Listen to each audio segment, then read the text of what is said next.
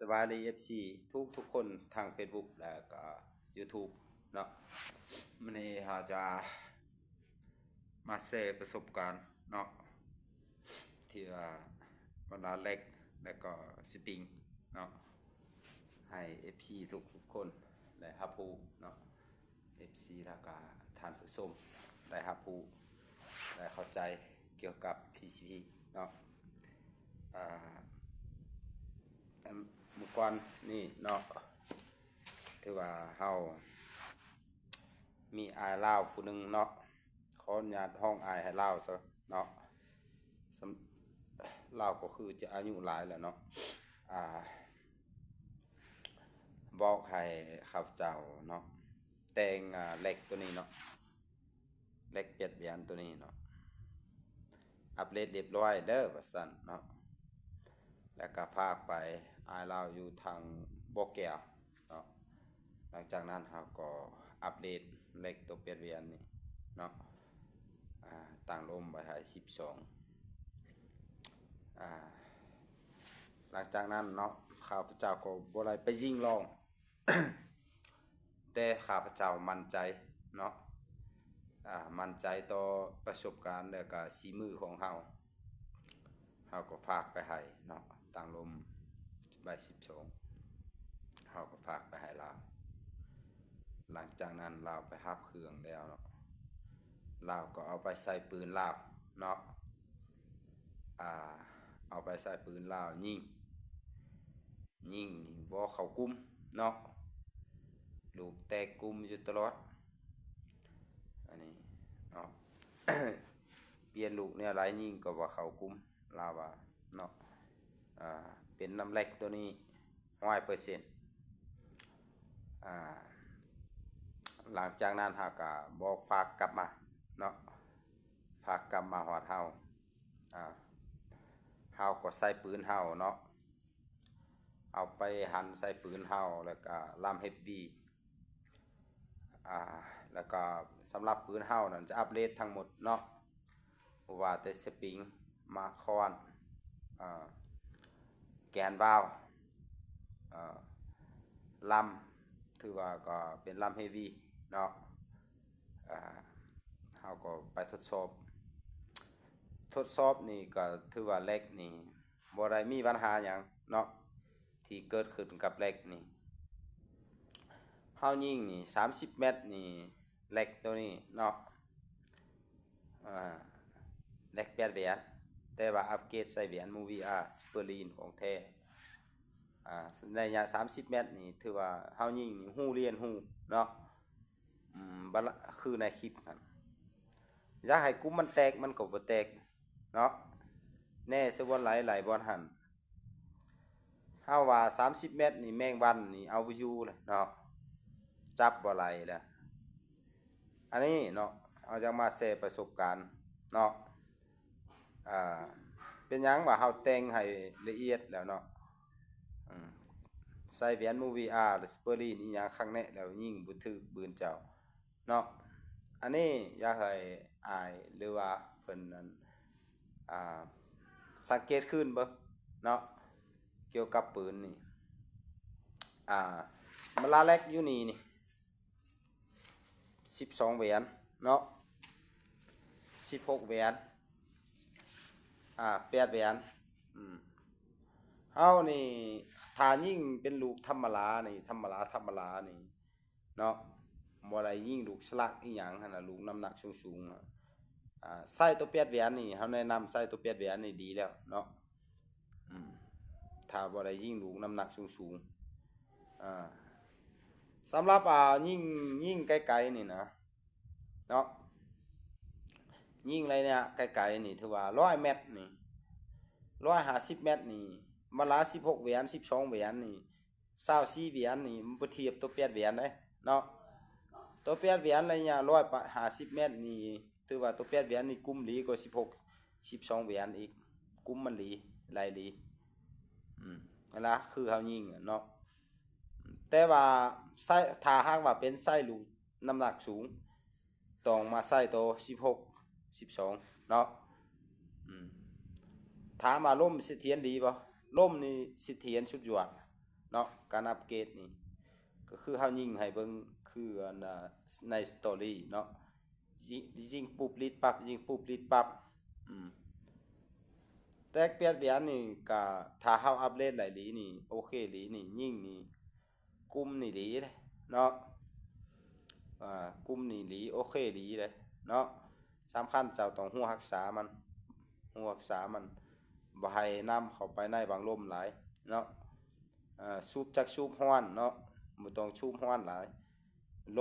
มอายลมอุ่นร้อนเข้าไปเสียได้ยางตัวนี้มักฟองเนาะยางทางในเหล็กนี่มักฟองขึ้นสำหรับ16แหวนนี่เนาะกุมยังบ่อยากไหลเท่า8แหวนซ้ำยิงระยะไกลๆเฮาว่าชัดเจนเลย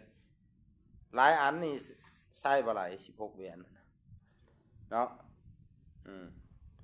หลายอันก็กุมดีหลายอันก็บ่กุมบ่ดีสำหรับตัว8แหวนนี่อยากว่าก็กุมหมดทุกอันเลย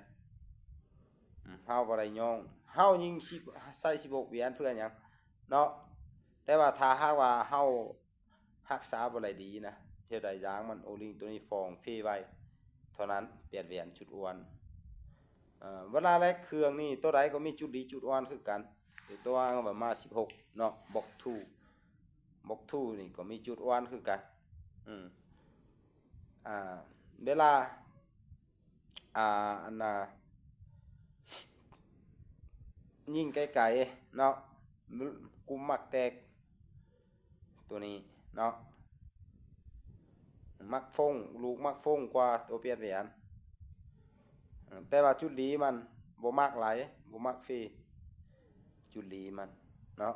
ตัวใดก็มีเครื่องตัวใดก็มีจุดดีจุดอ่อนคือกัน12แหวนนี่ก็คักคือกันเนาะระยะไกลก็บ่บานหลายมีแต่ตัว8แหวนหั่นระยะไกลๆโอเคเนาะ8แหวนถือว่าโอเคอันนี้เฮาอยากเว้ากับเล่าจังซี่เนาะเกี่ยวกับการยิงบ่เตะกลุ่มบ่เข้าเป้าบ่เกาะกลุ่มก็ถือว่าให้ กวดเบิ่ง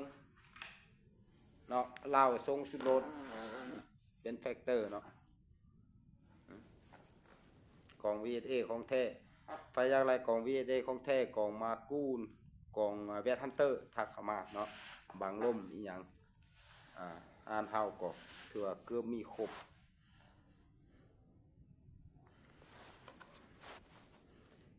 แฟกเตอร์ตัวนี้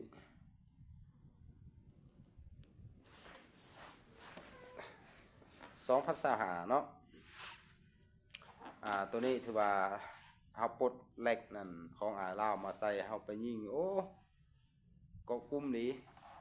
ลำเฮฟวี่เนาะแลก8แหวนของ VSA ของแท้เนาะถือว่าเฮาว่าปืนนี่ยิงบ่ถึกนี่อยากให้สังเกตเบิ่งเนาะสังเกตเบิ่งระบบสปริงของเจ้าหลีบ่เนาะสุดโลดของเจ้าแม่นของแท้บ่อันนั้น1เนาะ2มาสปริงของเจ้าแม่นของหลีบ่3มาเล็กของเจ้าหลายบ่4มาลำของเจ้านี่หลีบ่ลำอีหยังลำเนาะแต่ว่าลำที่ว่ากุมหลายหลีแล้วก็โอเคอยากที่ว่าโอเคหลายที่สุดนะครับก็ถือว่าเฮามาใช้เบิ่งก็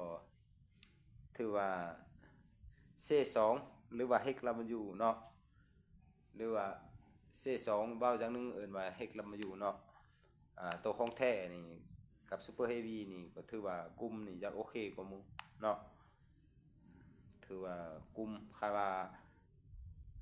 หากว่าเล็กมันบ่ไหลนะสปริงมันบ่ไหลนะลำ Super Heavy ก็ยิงก็บ่ถึกก็บ่เกาะคือกันบัดนี้ลำ Super Heavy สปริงดีเล็กบ่ดียิงก็บ่ถึกคือกันเนาะต้องแต่ละอย่างให้เคียงคู่กันไปอยากให้ปืนถึกปืนโอเคเนาะอันนี้เฮาว่าประสบการณ์เจ้าบ่สูงเนาะปืนอีหยังเป็นอีหยังบ่ฮู้ บางที่นี่ล็อกเกนว่าวเจ้าตัดนี่สั้นเกินเนาะล็อกเกนว่าวตัวนี้เนาะเจ้าตัดนี่สั้นเกินหรือว่ายาวเกินเนาะสปริงก็คือกันบางครั้งก็เจ้าตัดสั้นเกินมันก็บ่ไหลกุ้มคือกันฮัดเข้าหลายก็บ่ไหลเนาะฮัดสปริงนี่เข้าหลายก็บ่ได้ก็บ่กุ้มคือกันตัดลงสั้นๆบัดไปฮัดสปริงเข้าสตาร์ทลงเฮ็ดหยังเอาตัวอย่างว่าเนาะเลยสปริงออกจำๆแล้วก็จงสปริงไว้ให้มันยาวพอดีหั่นสปริงเนาะสปริงนี่มันมีหลายยี่ห้อเนาะมีหลายยี่ห้อตัวนี้เป็นสปริงทับอันล้ำเหลื่อมธรรมดาเนาะบ่แม่นสปริงคาร์บอนตัวนี้เนาะนี่เป็นสปริงล้ำเหลื่อมธรรมดาเนาะบ่แม่นยังบ่แม่นคาร์บอนมันจะราคามันจะสูงกว่านี้เนาะสูงตัวนี้ราคาก็บ่แพงปานใดตัวนี้นะสปริงล้ำตัวนี้ล้ำเหลื่อมตัวนี้นะเนาะบ่แพงปานใดสปริงคาร์บอนจะแพงกว่าสำหรับปืนเนาะต้องจงโลแกนวาล์วให้มันสม่ำเสมอโลแกนวาล์วตัวนี้สปริงต้องจงไว้พอดีเนาะบ่จำเป็นจะตัดสั้นหลายตัดเฟียงกลก็พอแหละค่ะสำนานคันมันทึกมันก็ทึกแหละปืนคันมันบ่ทึกมันก็บ่ทึกแหละเนาะยิ่งลูกกุมบ้านนั้นบ้านนี้เป็นน้ำล่ำเจ้าเนาะล่ำเจ้าก็บ่อยากโอเคเลยโลแกนวาล์วเจ้าก็บ่อยากโอเคเลยเนาะกลัวเถอะหมดบางทีก็โคตรก็มีโลแกนวาล์วตัวนี้เนาะระบบการลิ้นต้องกวดให้มันเบิดกวดให้มันละเอียดเนาะเช็คระบบให้มันไหลถ้าจะให้ปืนถึกปืนโอเคเนาะก็ถือว่าโลแกนวาล์วตัวนี้เนาะก็มีจุดสำคัญหลายสำหรับสปริงตัวเริ่มแข็งเนาะแต่ว่าสูบลมหลายนี่เตะไปจากร้อนเตะไปจากไหลเนาะไปจากแตกหลียกตัวอย่างว่าสปริงเครื่องเริ่มเนาะแข็งอยู่แต่ว่าสูบลมหอด2-3,000 ปลายเตะนี่เสียงมันจะซีเบาๆเนาะ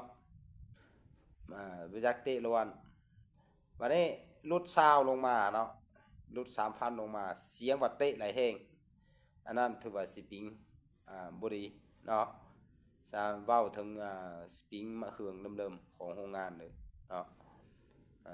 สปริงตัวนี้ก็ถือว่าก็ใส่ก็พอโอเคอยู่เนาะราคาก็บ่แพงหลายราคาก็บ่ต่ำบ่แพงหลายพอดีใช้เนาะแต่ว่าถ้าจากหลายตัวสปริงคาร์บอนตัวดีก็มีเนาะใครสนใจก็ทักเข้ามาหลายเนาะจากหลายความรู้อีหยังก็ฝากติดตามในคลิปในช่องของเฮาหลายเนาะในช่องของเฮาจะมาแบ่งปันความรู้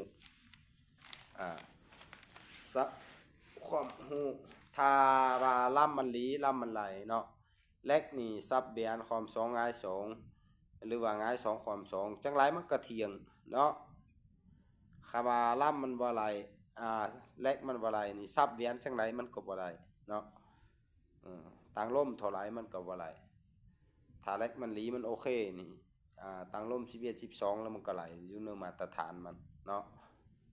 ขอขอบใจหลายๆที่เข้ามาติดตามรับชมเนาะช่องของเฮาเนาะ